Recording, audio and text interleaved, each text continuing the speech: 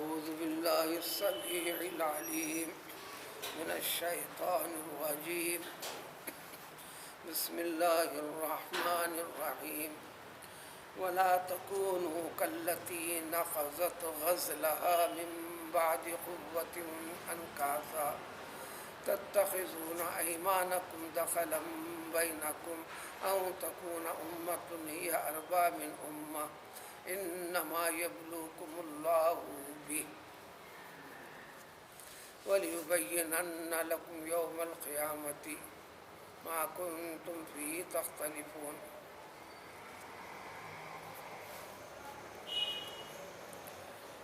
اس آیت شریفہ سے پہلے گزری ہوئی آیت میں ایک چیز کی تاکید فرمائی تھی اللہ تعالیٰ نے، جس کا تعلق ایمان کے اوپر قائم باقی رہنے والے چیزوں میں سے ہے۔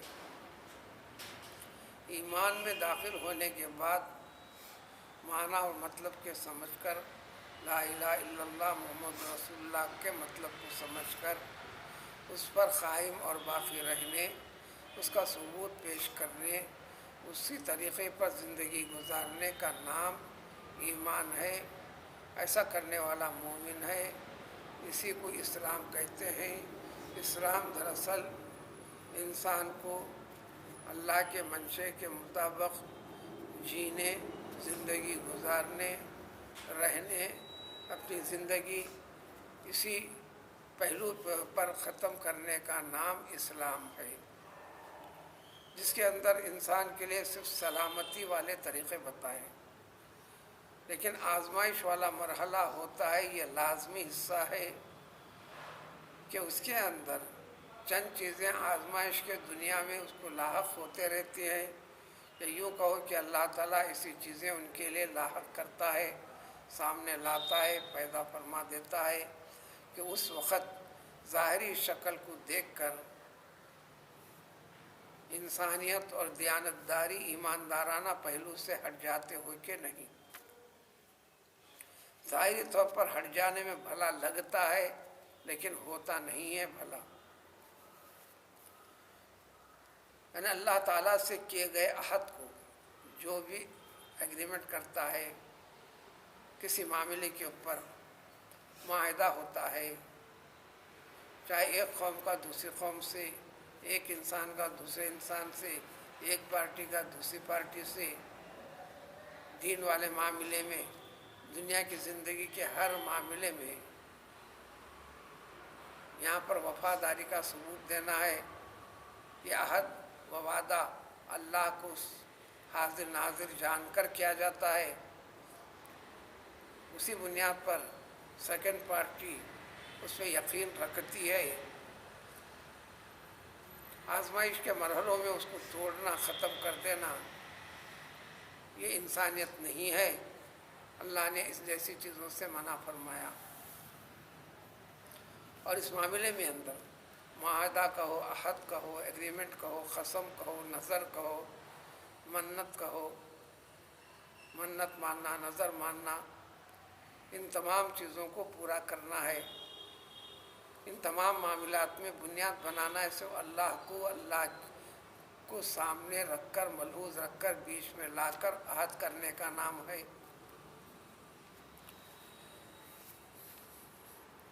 جس وقت آیت نازل ہوئی تھی اس وقت تک مسلمانوں کی تعداد کم تھی جو حقیقی اسلام پر تھے۔ مشرکین مکہ کی تعداد بہت زیادہ، اور یہی عالم آج بھی اس دنیا میں ہے، کم و بیش تقریباً دنیا میں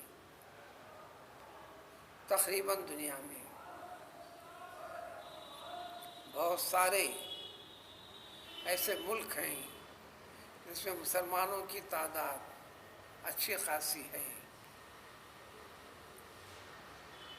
مملکتوں کے اوپر فائز بھی مسلمان ہیں ہر معاملے پر، لیکن اسلام والے بنیاد کے اوپر نہیں ہیں۔ یہ اور بات ہے کہ بیسوں چیزوں میں اسلام اور اسلامیت کی جھلک مسلمانوں کی اصلاح سے متعلق ان کے جینے رہنے اٹھنے بیٹھنے کے طور طریقوں پر کنٹرول کرنے کے لحاظ سے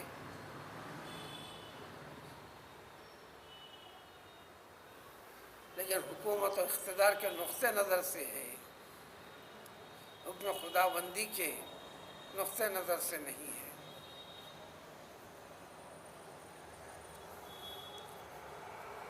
ایمان اور اسلام اللہ کے بتائے فرمان کے لحاظ سے ان زندگیوں کا جائزہ لیں تو وہ آیتیں ان پر صادق آتی ہیں، یؤمنون ببعض و یکفرون ببعض، جہاں اچھا لگا اس کو نام لے لیا ایمان کا، اسلام کا، مسلمانی کا، دینداری کا، اور جہاں اچھا نہیں لگا اپنی منمانی کرنے لگ گئے۔ تو اس طرح اللہ تعالیٰ کے احکام جو اس کلام پاک میں اللہ کے کلام کو ٹکڑے ٹکڑے کر دیا، جس کا ذکر اس سے پہلے گزرا ہے سورہ میں، الذین جعلوا القرآن عضین، ٹکڑے ٹکڑے کر دیا، یا چند چیزوں کو مانا چند چیزوں کا انکار کر دیا۔ تو یہاں پر تاکید ہے ایمان والوں کو، بھلے وہ گنتی کے چند سے چند ہوتے کیوں نہیں، مسلمانوں سے بھی بعض قبیلے حلیف بنے، دوست بنے، معاہدہ ہوا، حلف قسم، حلیف آپس میں قسم کھا کر معاہدہ کر لینا۔ لیکن جب ایسے موقع آئے ان کے مقابل میں، مسلمانوں کے مقابل میں بڑی جماعتیں ہیں، عدد کے لحاظ سے، مال کے اعتبار سے اور دنیاوی لالچ دینے کے اعتبار سے، اس معاہدے کی پرواہ نہیں کیے، الگ سے کھسک گئے۔ اس جیسی شکل قیامت تک بھی اللہ نے فرمایا کہ معاہدہ ہوتا ہے، عہد ہوتا ہے، قسم ہوتی ہے، نظر ہوتی ہے، تو اس کو پورا کرنا۔ جو توڑتا ہے، ختم کرتا ہے، وہ تو دنیا داری کو بنیاد بنا کر کرتا ہے، نفس پرستی کو دیکھ کر۔ یہی تو آزمائش کا مرحلہ ہے۔ اس مرحلے میں ثابت قدم ہو جائے تو پھر ایمان کے اوپر ثابت قدم ہے۔ تو اس کی تفصیلات سابق آیت میں گزری، اس سے جڑا ہوا معاملہ ایک مثال دے کر، تاکہ مسلمان کے ایمان کے صحیح انسان جو انسانیت پر قائم رہنا چاہتا ہے وہ لازماً توحید کو اختیار کرنا پڑے گا، اختیار کرتا ہے۔ ایک مثال دے کر فرماتے ہیں، یہ ایک واقعہ تھا، اس جیسی شکلیں مثال جوں کی تو ہونا ضروری نہیں ہے۔ وَلَا تَكُونُوا، لہٰذا اے لوگوں، یا مسلمان مراد ہیں، اللہ کو درمیان میں رکھ کر عہد کرنے والے، قسم کھانے والے، کہ تم اس عورت کے جیسا مت کرو۔ اب عورت ہی ہونا ضروری نہیں ہے، اس وقت سمجھانے کے وقت پر عورت ہی تھی، اس کی ایک حرکت تھی، تمہارے عام ذہن کے سامنے بھی تم بھی دیکھو تو کہو گے کہ غلط ہے۔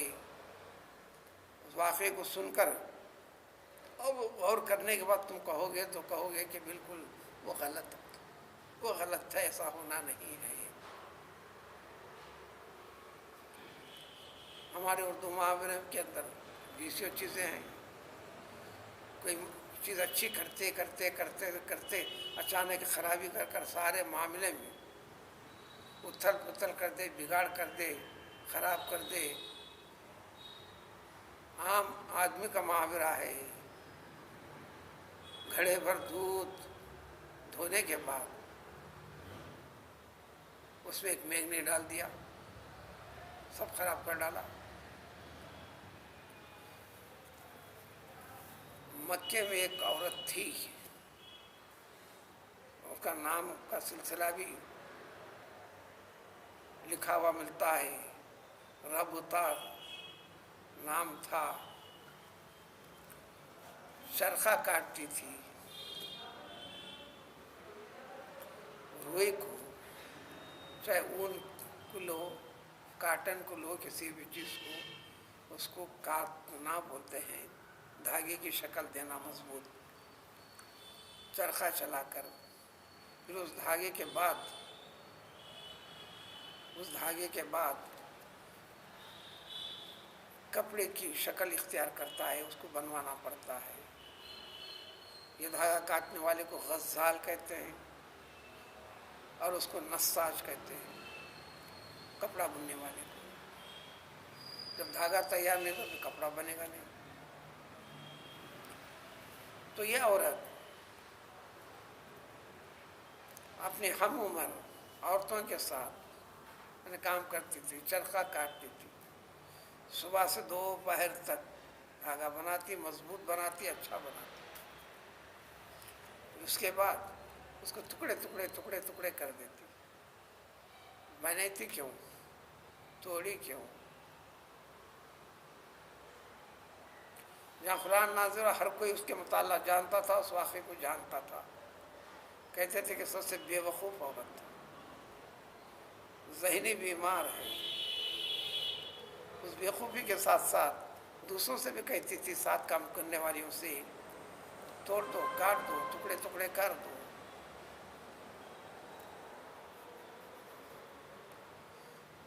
جو صبح سے شام تک قریب محنت کرنے کے بعد اس میں مضبوطی پیدا کر کر کارآمد چیز بنانے کے بعد اس کو توڑ کے ختم کر دیا ذری دیر میں۔ تو اس طرح ایمان کو قبول کرنے کے بعد اللہ کو حاضر ناظر جان کر ایک چیز کو اللہ کو درمیان میں رکھ کر معاہدہ کیا، اللہ کو درمیان رکھا، قسم کھا کر اس چیز کو مضبوط کیا، اللہ کو درمیان میں رکھا، نظر مانا اللہ سے، اللہ کو درمیان میں رکھا، اسے فوائد حاصل کرتا رہا، جب موقع ہے تو الگ سے اس عہد و پیمان کو توڑ دیا۔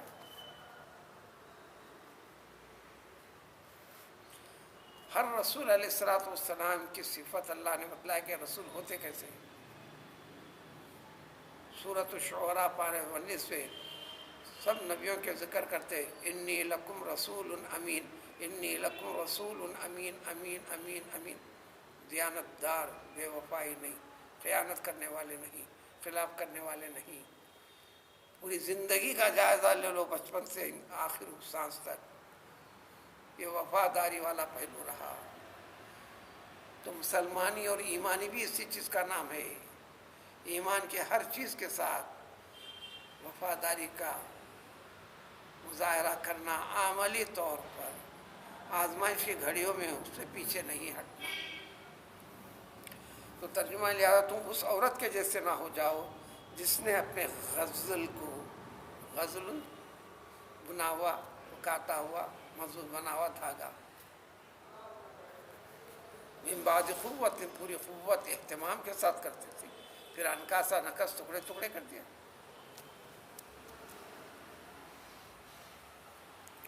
یہ مفہوم سمجھنے کے لیے اس طرح معاملے کے اندر انسان ایسا کرتا کیوں ہے؟ اچھے خاصے معاملے کو توڑ پیدا کر دینا، بگاڑ پیدا کر دینا، فساد پیدا کر دینا، ان کو ناکام کر دینا۔ تتخذون ایمانکم، اس طریقے سے تم لوگ ایسی حرکتیں کر کر، بے وفائی، نافرمانی کر کر اپنی قسموں کو دخلم بینکم، فساد، بگاڑ، مکر، فریب،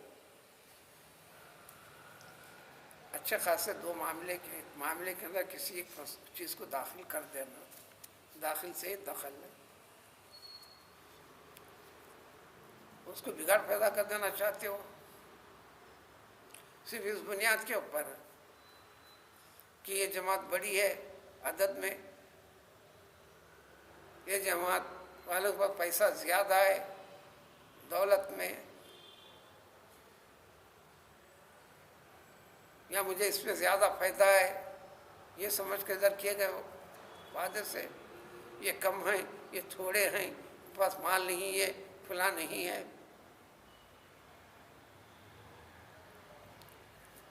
صرف اس لیے کرنا چاہتے ہو کہ ایک قوم جو مسلمان تھے، یہ اربع من امتن، دوسرے قوم سے بڑھ کر ہیں۔ یہ بڑھ کر جو دکھائی دیا اللہ کی طرف سے ہے، یعنی جو مسئلہ آ جاتا ہے آزمائش کا، پریشانی کا، وہاں بھی ایمان یقین رکھو یہ بھی اللہ کی طرف سے ہے، اس میں ہر چیز میں ہم آگے بڑھ سکتے ہیں۔ بلکہ آج کل کے جو معاملات ہم ہندوستانیوں کے بھی، جس کو نوٹ بندی فلاں فلاں کہتے ہیں، بیچ سے مسائل ہیں، فلاں فلاں فلاں ہیں، ظاہری شکل کو تو بتاتی ہے،